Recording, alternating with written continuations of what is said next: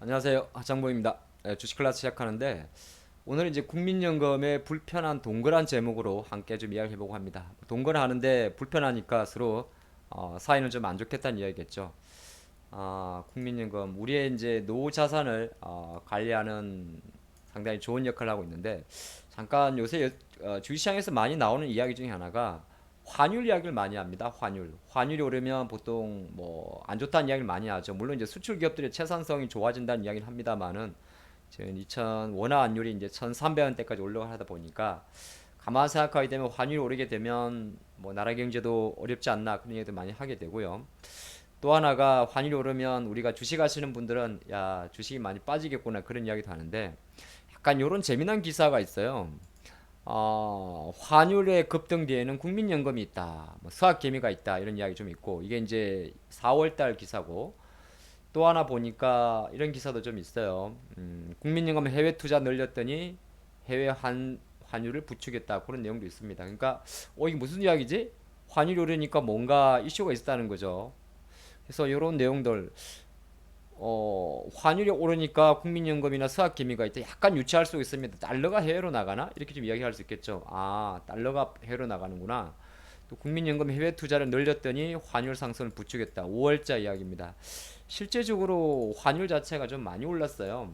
많이 올라가지고 뭐 어떻게 보게 되면 월간 기준으로 작년 2020년도에 한 1,100원 하던 환율이 지금 2,300원대 육박하니까 뭐 월간 연간 기준으로 놓고 보면 보통 이제 절상이라는 표현을 쓰는데요. 2021년도에 한 9% 정도가 절상이 됐고 2022년도에도 8% 이상 절상이 됐습니다. 그러니까 뭐 간단히 보게 되면 수출 구조에서는 나쁜 건 아닙니다만 환율이 오르면 왠지 기분이 나쁜 것 같아요. 그래서 갑자기 이게 무슨 소린가 이런 얘기를 잠깐 해보겠습니다. 그리고 또 하나가 과연 삼성전자가 많이 빠졌거든요. 오늘 나왔던 내용 중에 하나가 뭐냐면 삼성전자에 대한 외국인 지분율 지금 그래프에서 이제 쭉 팔고 있죠. 파란색 점선인데 마의 50%가 깨졌습니다.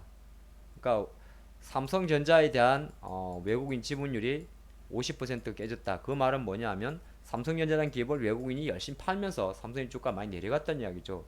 이것도 과연 국민연금과의 뭐라고 할까? 불편한 동거인가? 이렇게 좀 살펴볼 수 있고 근데 정말 제가 미리 보면 정말 불편해요.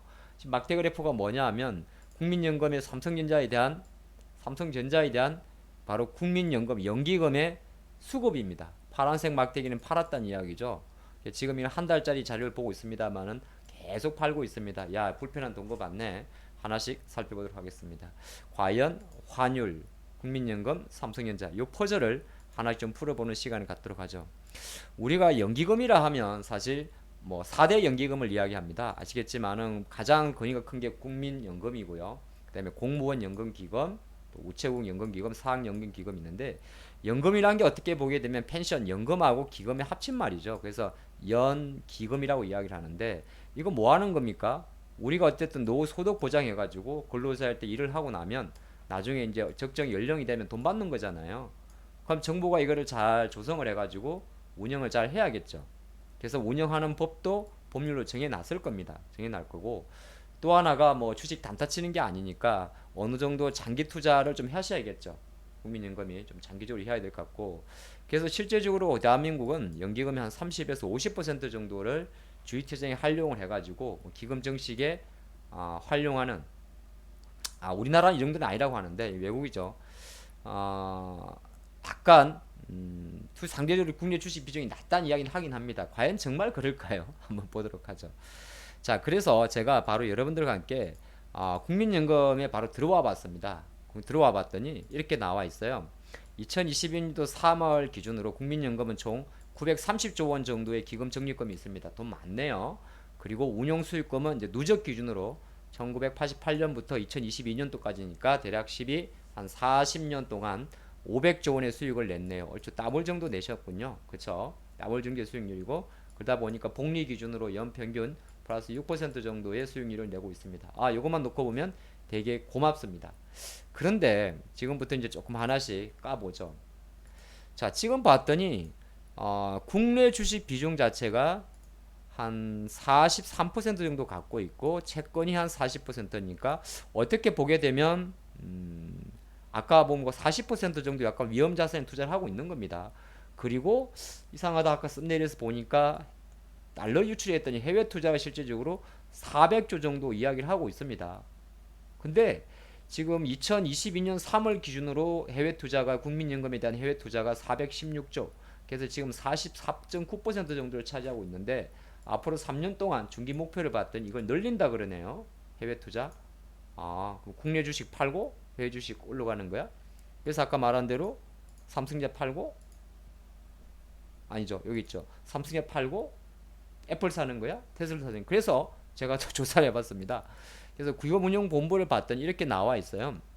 일단은 포트폴리오 현황을 봤더니 어쨌든 금융투자 부분에 거의 뭐 몰빵을 하고 있습니다. 99.98%. 그래서 주식이 한 43%, 채권이 42%. 주식이 조금 높아요. 근데 약간 그 비중을 보니까 주식은 158.7조 원입니다. 그래서 16.9%. 근데 해외 주식 쪽은 250조 원이에요. 27%.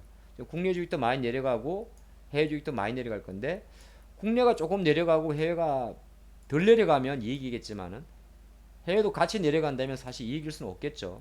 근데 어쨌든 간에 이 표에서 알 수 있는 거는 뭐냐면 국내 주식의 비중보다 여기서 보면 보이십니까? 대략 43, 93조 원 정도가 해외 주식이 많죠. 그럼 미국 주식 빠지게 되면 오히려 빠지겠군요. 이렇게 한번 좀 생각을 해보겠고, 그래서 제가 좀 조사를 또 해봤습니다. 실제로 해보니까 아까 보니까 늘린다 그랬잖아요.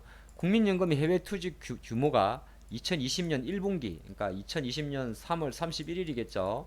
요 기준으로 250조인데, 전체 자산의 한 27% 정도를 해외 주식 투자하는데 그래프를 보니까 맞네요.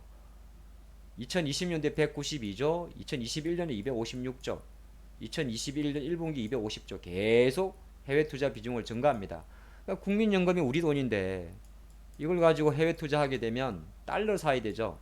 그럼 이거 자구원 유출 아닙니까? 갑자기 그 생각도 잠깐 드는데 이 정도 되니까 환율 오른 주범이 갑자기 요 내용이 그냥 헛말은 아니라는 게 알 수 있을 것 같습니다.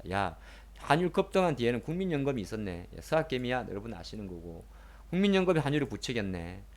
환율이 부추기게 되면은 주식시장이 빠지니까 삼성전자 빠졌겠네. 갑자기 화가 날 수도 있습니다. 아니 누구를 위한 국민연금이야 이렇게 좀 내가 생각할 수도 있고요. 그래서 도대체 그대들은 뭘 갖고 있는지를 좀 봤는데 아이고 요건 말고 이거 봅시다. 마이도 사놨어요. 이게 2020년도 말 해외 투자 국민연금의 내역인데요. 자 보니까 애플도 많이 샀으면 애플 제일 많이 샀네요. 애플도 많이 샀고 한 얼마야 이거? 계산이 안 되네. 5만 5 야, 억, 10억, 100억, 1000억, 5 뭐야?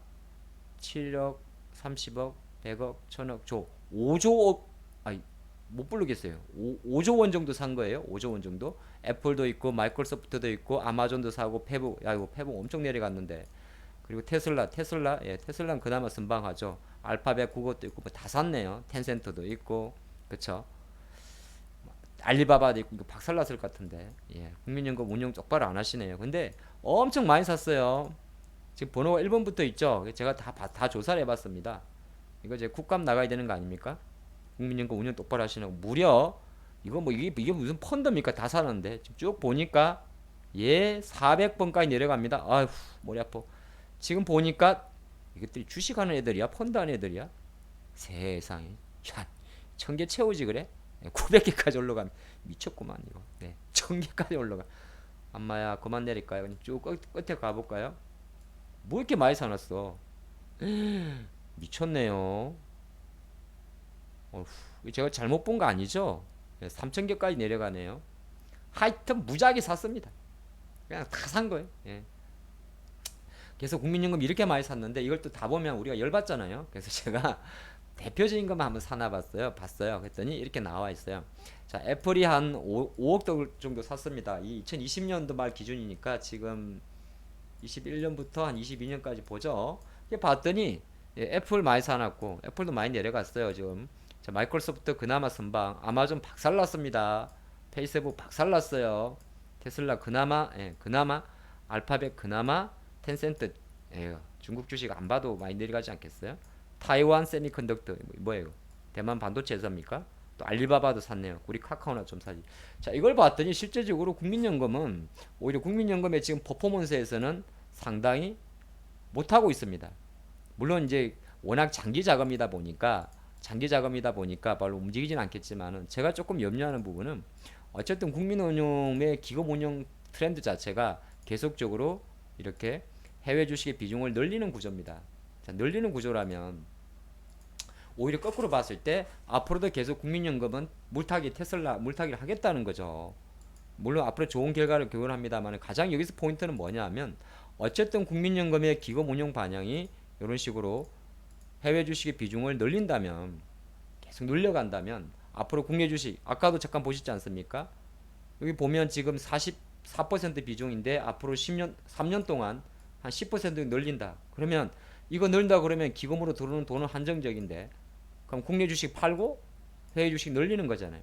그럼 다른 한편으로는 국내 주식은 약하고 해외 주식도 오르면 좋습니다만 안 오르면 계속 물타기 되는 건데 이 영상의 포인트는 뭐냐면 그렇게 됐을 경우에 가장 피해를 줬는 종목은 뭘까? 바로 삼성전자가 될 수가 있습니다. 그래서 이 자료를 보게 되면 다시 보는데 삼성전자에 대한 외국인 지분율 추입니다. 50%가 깨져버렸어요. 지금 삼성전자 뭐 6만 전자, 7만 전자 이야기할 때가 아닙니다. 기관이 안 사요. 그 중에서도 누가? 토종자금이. 원래 연기금이라는 게 어떻게 보게 되면 장이 많이 빠지게 되면 구원투수 역할을 해야 되잖아요. 근데 구원투수 하기 앞서가지고 기금 운용 정책이라는 어떻게 보면 꽉 막힌 틀에 박혀가지고 기계적으로 팔고 있습니다.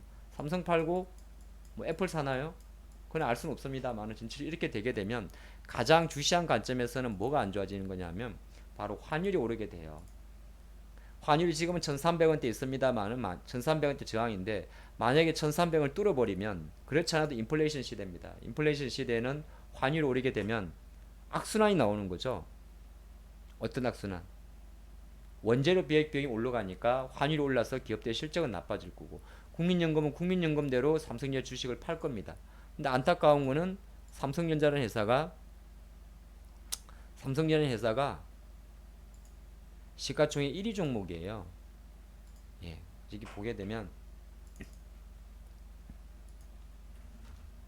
지금 우리나라 대한민국 주식이 제가 영상을 찍을 때 2,000조가 깨졌습니다. 근데 그래서 불구하고 삼성전자는 무려 18%. 만약에 2,000조 잡으면은 한 400조가 삼성전자인데 안타깝게도 삼성전자가 400조도 깨졌어요. 근데 삼성전자의 약세에 외국인이 있다고 이야기를 하지만은 어떻게 보게 되면 국민연금도 큰 역할을 하는 겁니다. 근데 국민연금이 국내 주식 비중을 줄여버리니까 오히려 국민연금은 국민연금대로 삼성의 주가는 기관 매수가 안 들어와서 또 빠지고 또 반대로 국민연금이 주식을 국내 주식 팔고 해외 주식을 비중을 많이 늘려버리니까 달러가 유출되잖아요. 달러가 유출되게 되면 우리가 경제학에서 그냥 배우는 게 뭡니까? 달러의 수요와 공급 곡선입니다. 달러가 빠지면 환율은 상승하는 거죠. 균형점이. 그럼 달러가 상승하게 되면 환율은 상승하는 거고 그러면 국민연금이 해외 주식 투자 비중 늘린다고 계속 삼성전자 주식을 팝니다. 오히려 삼성전자라는 주식을 파는 게 더 편하니까 삼성 주식을 팔면 오히려 환율은 뛸 거고 환율이 뛰면 안타깝게도 또 외국인은 주식을 팔 거고 이런 악순환에 있는 삼성전자는 뭔 죄가 있는 거예요. 갑자기 화가 나네. 어쨌든 다른 한편으로 국민연금의 장기적인 기금 운용 방안 어떻게 보게 되면 우리의 소중한 자산을 안정적으로 활용을 해서 국내 주식보다는 조금 더 많은 뭐 안정적이라고 이야기하는 해외 투자의 비중을 늘려서 우리 국민들이 노후에 안정된 급여를 받는 취지는 좋습니다만은 어느 정도 오히려 항상 시장에서 우려하는 것처럼 국민연금의 해외 주식 비중의 확대 자체는 결정적으로 환율의 상승을 불러일으킨 거고 이 환율의 상승 때문에 오히려 외국인은 주식을 팔게 될 것이며 외국인 주식을 파니까 또 환율이 오르는 악순환이 놓여 있고 하필이면 그 중에서도 시가총액 비중이 가장 높은 바로 삼성전자가 그 몸매를 다 맡고 있다. 이렇게 볼 수 있을 것 같습니다. 분석 아닌 분석이지만은 제가 생각할 때는 삼성전자라는 기업의 주가는 단순하게 실적이었다, 밸류에이션이었다 이렇게 보고 평가할 건 아닌 것 같습니다. 가장 중요하게 봐야 될 것은 과연 삼성전자에 대해서 어느 정도 이렇게 험하게 험하게 망가진 개인만 사고 있는 이 답답한 흐름 자체를 외국인도 사지 않고 외국인이 안 사니까 환율은 또 뛰고 심지어 기관까지도 여기는 잡힙니다만은 사실 이거는 기관 전체고요. 냉정하게 보게 되면 냉정하게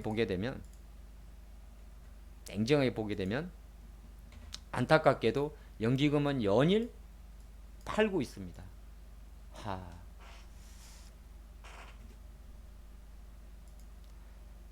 국민연금의 불편한 동거는 결국 삼성전자가 얻어맞고 있군요. 다음 주 인사이트에서 뵙겠습니다. 좋아요, 구독하기, 알람 설정 꼭 하시기 바랍니다. 굿나잇 되시고요.